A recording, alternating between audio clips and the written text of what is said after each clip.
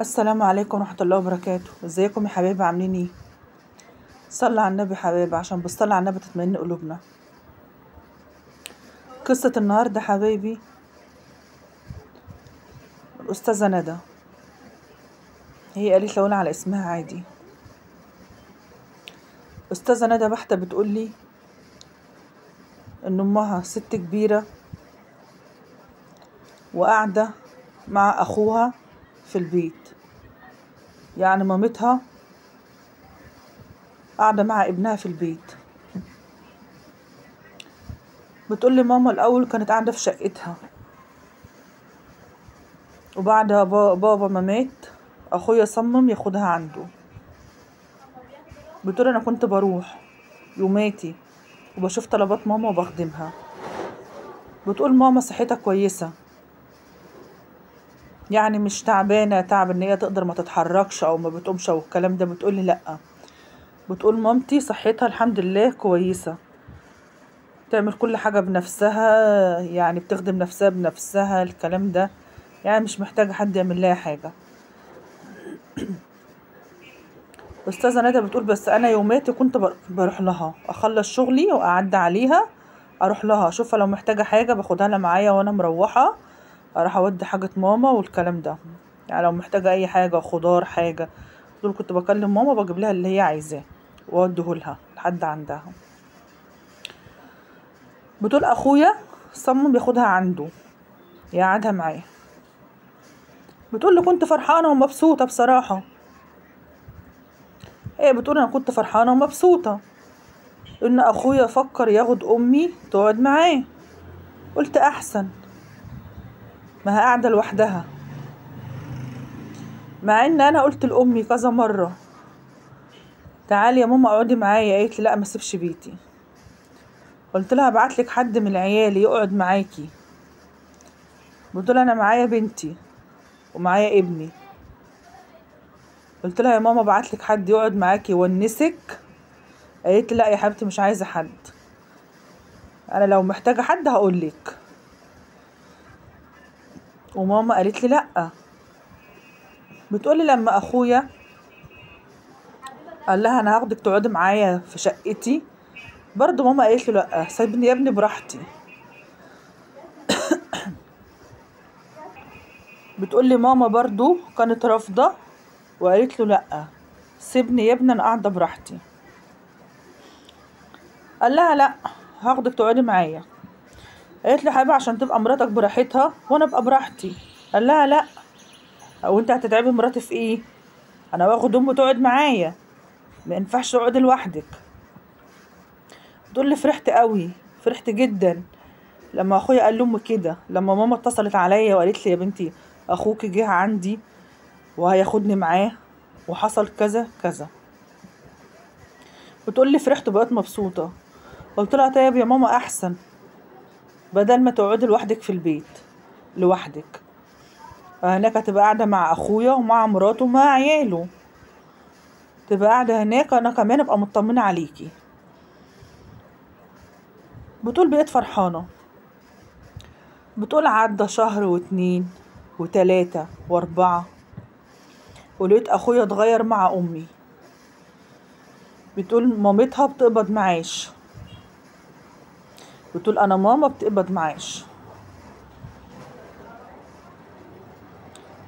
بتقول لي بعد شهرين وتلاتة واربعة بدأت نية اخويا تبان، ان هو مش واخد امه عشان خايف عليها، مش واخد امه عشان قلقان عليها، مش واخد امه علشان تبقى تحت عينه لو تعبت لو احتاجت حاجة ولا الكلام ده. قالت لا. بتقول انا كنت فاكرة ان اخويا واخد امي تقعد معاه عشان خاطر قلقان عليها قاعدة لوحدها. برضو الست مش صغيرة، يعني مش صغيرة، بتخدم نفسها وكل حاجة، بس برضو كبيرة في السن. انا قلت اخويا خايف عليها بصراحة، تتعب بالليل لوحدها تحصل حاجة كده. بتقول ده اللي جه في دماغي. قلت له بقيت فرحانة قوي من اخويا وبقيت ادعي له واقول له ربنا يبارك لك خليك عيالك. قلت له بقيت مطمنة.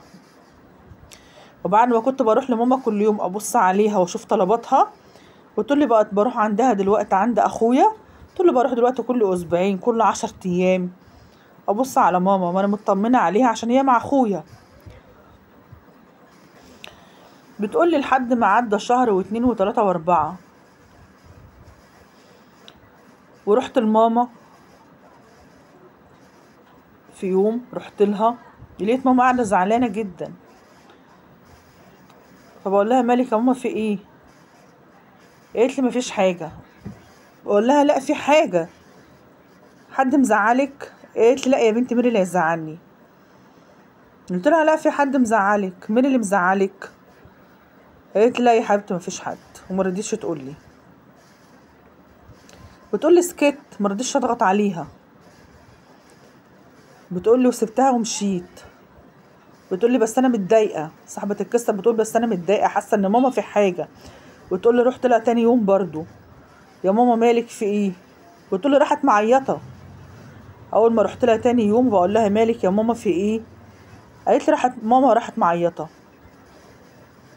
بتقول لي قعدت حطت دماغها على صدري وقعدت تعيط. بسألها مالك؟ قالت لي يا بنتي اخوكي جاب لي المعاش وخده، مرضيش يديهولي، مع ان انا كنت بقبض المعاش. بتقول لي بعد ما جت عند اخويا، بتقول لي انا باخد المعاش وبدي لاخوكوا نصه، بطلع لاخوكوا نص المعاش بتاعه وبديهوله عشان خاطر اكلي شربي، انا بديله نص المعاش بتاعي. ولما بحتاج اجيب علاج انا بديله يجيب لي العلاج، بديله هو او مراته او اي حد من عياله، اقول له انا عايزه العلاج ده وبديله الفلوس. تقول له اخوك جاب المعاش وما ادانيش حاجه خالص. بتقول له ماما منهاره وبتعيط. بقول لها طب ليه؟ طب هو خد المعاش كله ليه؟ انت بتديله نص الفلوس، نص المعاش، وبتديله كمان يجيب لك العلاج سواء هو او عياله او مراته. خد المعاش كله ليه؟ قالت لي خد المعاش كله ما رضيش يديهولي، وقال لي لما تعوزي حاجه انا ابقى اجيبهولك. بتقول له قلت لها طب يا ماما معلش، يمكن هو محتاجه، جايز هو محتاج فلوس ولا حاجه. بتقول له هو قعدت اطبطب على ماما اقول لها معلش يا ماما ومش عارفه ايه، وطلعت عذر لاخويا. بتقول لي سبت ماما، استنيت اخويا لحد ما جه من بره، خدته على جنب وكلمته، بقول له هو انت ليه بتاخد المعاش بتاع ماما كله ليك؟ ماما كانت بتدي لك نص المعاش، ولما كانت كمان بتحب تجيب علاج كانت بتديلكوا الفلوس عشان تجيبوا لها العلاج لاي حد فيكم، انت مراتك عيالك الكلام ده. انت ليه خدت المعاش كله بتاع ماما؟ قال لي هي امك هتعمل بيه ايه؟ ما كفايه اللي هي شايلاه، ما انت امك شايله فلوس قد كده، امك هتعمل بيه كل ده؟ بقول له ازاي يعني؟ ده فلوسها، ده معاشها، من حقها، هي حره تعمل بيه ما تعملش بيه، ان شاء الله حتى ترميه في الشارع. قال لي ليها فلوس حرام ترميها في الشارع؟ ما انا اولى بيه. قلت له انت اولى بيه؟ قال لي اه انا اولى بيه، ما انا سايب لها المعاش من ساعه ما جت، ما باخدش منه حاجه، ما رضيتش اخد حاجه ولا الكلام ده. بتقول له رحت رد عليه قلت له لا، ماما من ساعه ما جت بتدي لك نص معاشها عشان خاطر اكلها وشربها الكلام ده، ولما بتحتاج تجيب علاج بتدي لك الفلوس انت او عيالك او مراتك تجيب لها العلاج، يعني بتجيب من فلوس معاشها برضو. قال لي ما هي معاها، ما تجيب يا ست، ما هي معاها، هي ما معاهاش ما تجيب، ما هي معاها. بتقول لي لقيت اخويا بيرد عليا رد صدمني، رد غريب، اللي هو ما تجيب يا ست، ما هي معاها. ايه ما هي معاها دي؟ بتقول بصراحه ما استحملتش، قلت له ده انت كنت واخد ماما بقى عشان خاطر معاشها مش عشان خايف عليها. قال لي ايه المشكله يعني؟ عادي. اخويا بيقول لي ايه المشكله؟ بتقول لي لقيت رد اخويا صدمني، ايه المشكله عادي؟ بقول له يعني انت ما كنتش واخد بقى امك معاك هنا في البيت عشان انت خايف عليها تتعب بالليل لوحدها، يحصل لها حاجه، تبقى قاعده معاك متونسه بيك انت وعيالك ومراتك؟ قال لي يا ست عادي، قاعده معانا مونسانا، ايه المشكله يعني؟ والمشكله اصلا لما اخد المعاش بتاعها كده كده امك ما بتعملش بيه حاجه، امك بتعمل بايه؟ هي امك لها حاجه غير اكلها وشربها والعلاج بتاعها؟ انا اولى بالفلوس دي انا وعيالي، بتقول اخويا قال لي كده، انا اولى بفلوس المعاش دي انا وعيالي. هي امك عايزه ايه غير لقمتها وغير علاجها؟ بتقول لي ما بقتش عارفه ارد عليها اقول له ايه. بتقول لي مش عارفه ارد عليها اقول له ايه. بتقول لي اصطدمت من رد اخويا. يعني انت واخد امك معاك تقعدها معاك في البيت، في بيتك، في شقتك، عشان خاطر معاش امك؟ يعني مش عشان خاطر انت خايف عليها يحصل لها حاجه وهي لوحدها ولا الكلام ده؟ بتقول لي جت ماما قبضت المعاش بعد كده مره واتنين، قالت لي سابتهوله مره واتنين بعد المره اللي انا كلمت اخويا فيها.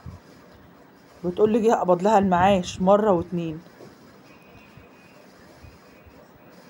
بتقول لي بعد كده ماما اتخانقت مع اخويا عشان خاطر المعاش، قالت له انا عايزه المعاش بتاعي، انا عايزه ارجع بيتي، انا مش هقعد هنا معاك. بتقول لي اتخانقت معاه وقالت له انا عايزه المعاش بتاعي، انا عايزه ارجع بيتي.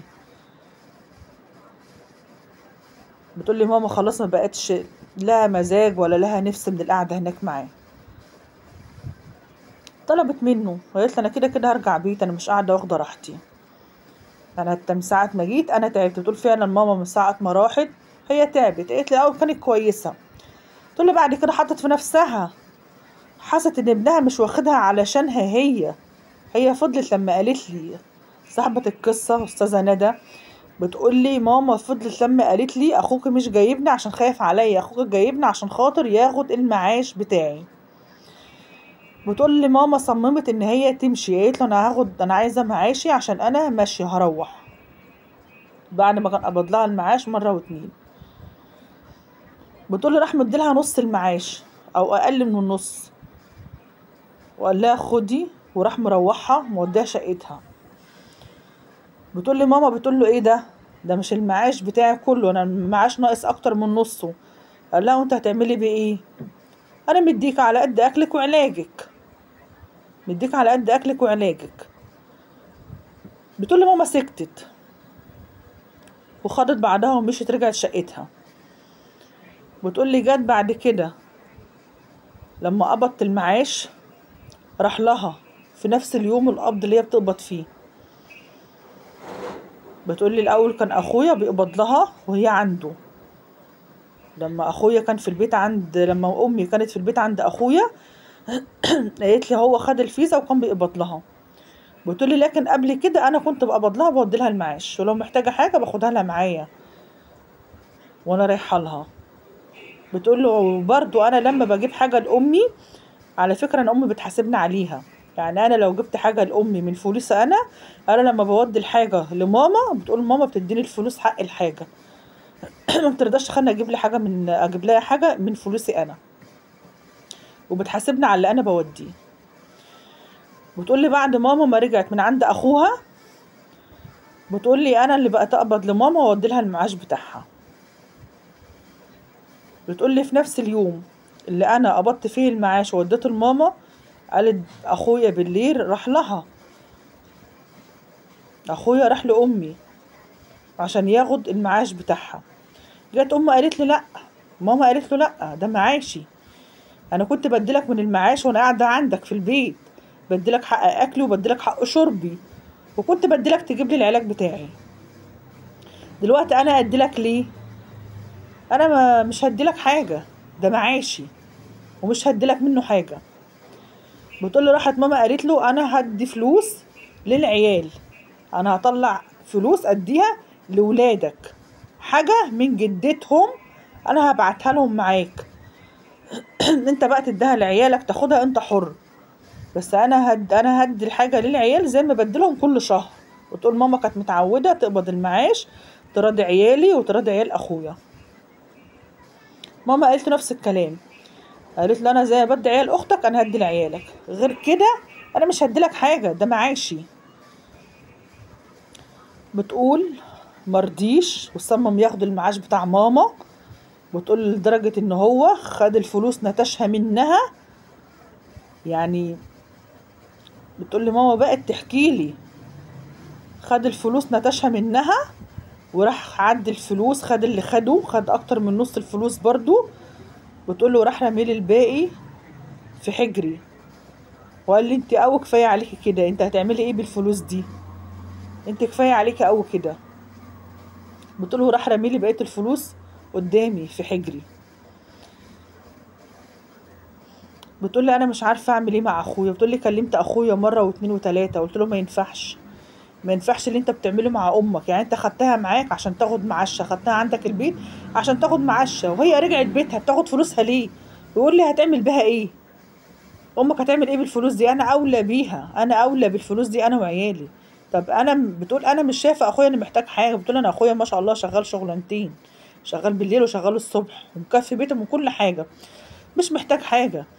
هي الست بتصرف على نفسها، بتجيب علاج، وكمان بتقول انا شايله بشيل فلوس كفني. يعني بتقول حتى امي تقعد تقول كده، يا ولاد انا بشيل فلوس كفني عشان ما تعبش حد منكم. انا لا عايزه اتعب حد، لو انا عايشه ولا وانا ميته.